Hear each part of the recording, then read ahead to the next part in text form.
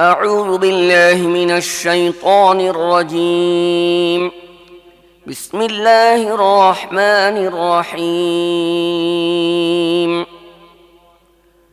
قال ألم أقل لك إنك لن تستطيع معي صبرا قال إن سألتك عن شيء بعدها فلا تصاحبني قد بلغت من لدني عذرا বিসমিল্লাহির রহমানির রহিম। সে বলল, আমি না তোমাকে বলেছিলাম তুমি আমার সাথে সবর করতে পারবে না? মূসা বলল, এরপর যদি আমি আপনায় কিছু জিজ্ঞেস করি তাহলে আপনি আমাকে আপনার সাথে রাখবেন না। এখন তো আমার পক্ষ থেকে আপনি ওযর পেয়ে গেছেন। فانطلقا حتى إذا أتيا أهل قرية استطعما أهلها فأبوا أن يضيفوهما فوجدا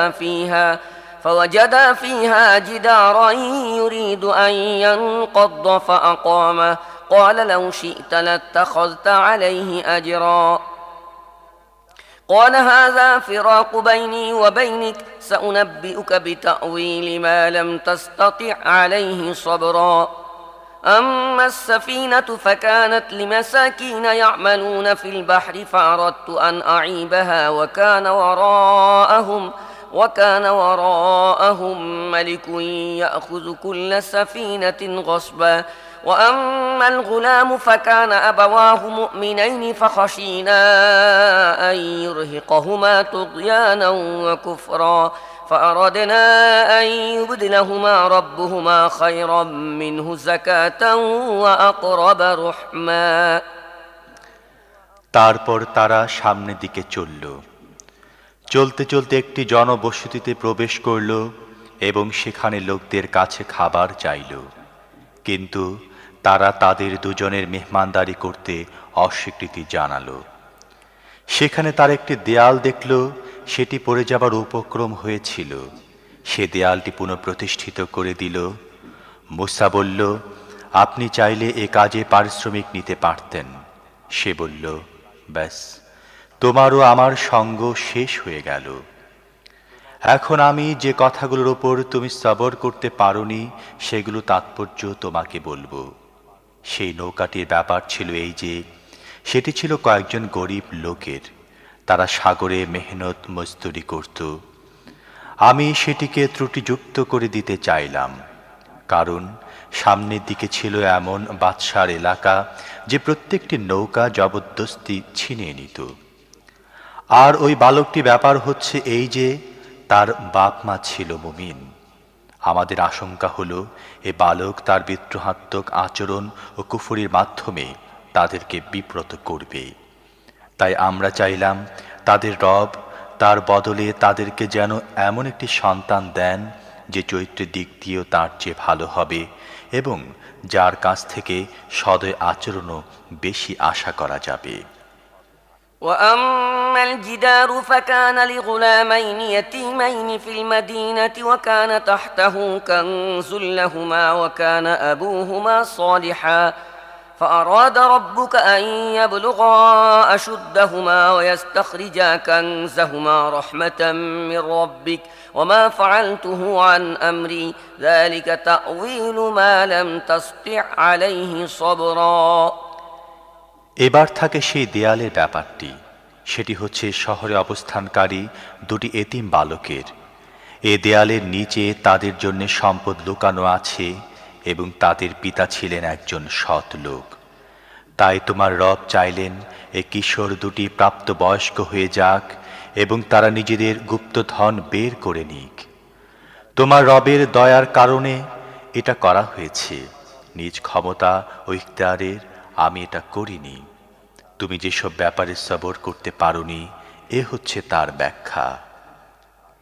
ويسألونك عن ذي القرنين قل سأتلو عليكم منه ذكرا إنا مكنا له في الأرض وآتيناه من كل شيء سببا فأتبع سببا حتى إذا بلغ مغرب الشمس وجدها تغرب في عين حمئة ووجد عندها قوما قلنا يا ذا القرنين إما أن تعذب وإما أن تتخذ فيهم حسنا قال أما من ظلم فسوف نعذبه ثم يرد إلى ربه فيعذبه عذابا نكرا وأما من آمن وعمل صالحا فله جزاء الحسنى وسنقول له من أمرنا يسرا আর হে মুহাম্মদ, এরা তোমার কাছে জুলকারনাইন সম্পর্কে জিজ্ঞেস করে। এদেরকে বলে দাও, আমি তার সম্বন্ধে কিছু কথা তোমাদের শোনাচ্ছি। আমি তাকে পৃথিবীতে কর্তৃত্ব দিয়ে রেখেছিলাম এবং তাকে সব রকমের সাজ সরঞ্জাম ও উপকরণ দিয়েছিলাম। সে প্রথমে পশ্চিমে এক অভিযানের সাজ সরঞ্জাম করল। এমনকি যখন সে সূর্যাস্তের সীমানায় পৌঁছে গেল, তখন সূর্যকে ডুবতে দেখল একটি কালো জলাশয়ে এবং সেখানে সে একটি জাতির দেখা পেল। আমি বললাম, হে জুলকারনাইন, তোমার এ শক্তি আছে, তুমি এদেরকে কষ্ট দিতে পারো অথবা এদের সাথে সদাচার করতে পারো। সে বলল, তাদের মধ্য থেকে যে জুলুম করবে আমরা তাকে শাস্তি দেব, তারপর তাকে তার রবের দিকে ফিরিয়ে নেওয়া হবে এবং তিনি তাকে অধিক কঠিন শাস্তি দেবেন। আর তাদের মধ্য থেকে যে ঈমান আনবে ও সৎ কাজ করবে তার জন্য আছে ভালো প্রতিদান এবং আমরা তাকে সহজ বিধান দেব। ثم أتبع سببا حتى إذا بلغ مطلع الشمس وجدها تطلع على قوم لم نجعل لهم من دونها سترا كذلك وقد أحطنا بما لديه خبرا ثم أتبع سببا حتى إذا بلغ بين السدين وجد من دونهما قوما لا يكادون يفقهون قولا قالوا يا ذا القرنين إن يأجوج ومأجوج مفسدون في الأرض فهل نجعل لك خرجا على أن تجعل بيننا وبينهم سدا তারপর সে আরো একটি অভিযানে প্রস্তুতি নিল। এমনকি সে সূর্যোদয়ের সীমানায় গিয়ে পৌঁছল। সেখানে সে দেখল সূর্য এমন এক জাতির ওপর উদিত হচ্ছে যার জন্য রোদ থেকে বাঁচার কোনো ব্যবস্থা আমি করিনি। এই ছিল তাদের অবস্থা এবং জুলকারনাইনের কাছে যা ছিল তা আমি জানতাম। আবার সে আরো একটি অভিযানের আয়োজন করল। এমনকি যখন দুই পাহাড়ের মধ্যখানে পৌঁছল, তখন সেখানে এক জাতির সাক্ষাৎ পেল যারা খুব কমই কোনো কথা বুঝতে পারত। তারা বলল, হে জুলকারনাইন, ইয়াজুজ ও মাজুজ এ দেশে বিপর্যয় সৃষ্টি করছে। আমরা কি তোমাকে কাজের জন্য কোনো কর দেব? তুমি আমাদের ও তাদের মাঝখানে একটি প্রাচীর নির্মাণ করে দেবে। قال ما مكنني فيه ربي خير فأعينوني بقوة أجعل بينكم وبينهم ردما آتوني زبر الحديد حتى إذا ساوى بين الصدفين قال انفخوا حتى إذا جعله نارا قال آتوني أفرغ عليه قطرا فما استطاعوا أن يظهروه وما استطاعوا له نقبا قال هذا رحمة من ربي فإذا جاء وعد ربي جعله دكاء وكان وعد ربي حقا সে বলল, আমার রব আমাকে যা কিছু দিয়ে রেখেছেন তাই যথেষ্ট। তোমরা শুধু শ্রম দিয়ে আমাকে সাহায্য করো, আমি তোমাদের ও তাদের মাঝখানে প্রাচীর নির্মাণ করে দিচ্ছি। আমাকে লোহার পাত এনে দাও। তারপরে যখন দুই পাহাড়ের মধ্যবর্তী ফাঁকা জায়গা সে পূর্ণ করে দিল, তখন লোকদের বলল, এবার আগুন জ্বালাও। এমনকি যখন এই অগ্নি প্রাচীর পুরোপুরি আগুনের মতো লাল হয়ে গেল, তখন সে বলল, আনো, এবার আমি গলিত তামা এর উপর ঢেলে দেব। এই প্রাচীর এমন ছিল যে ইয়াজুজ ও মাজুজ এটা অতিক্রম করেও আসতে পারত না, এবং এর গায়ে সুড়ঙ্গ কাটাও তাদের জন্য আরো কঠিন ছিল। জুলকারনাইন বলল, এ আমার রবের অনুগ্রহ, কিন্তু যখন আমার রবের প্রতিশ্রুতি নির্দিষ্ট সময় আসবে তখন তিনি একে ধূলিসাৎ করে দেবেন, আর আমার রবের প্রতিশ্রুতি সত্য।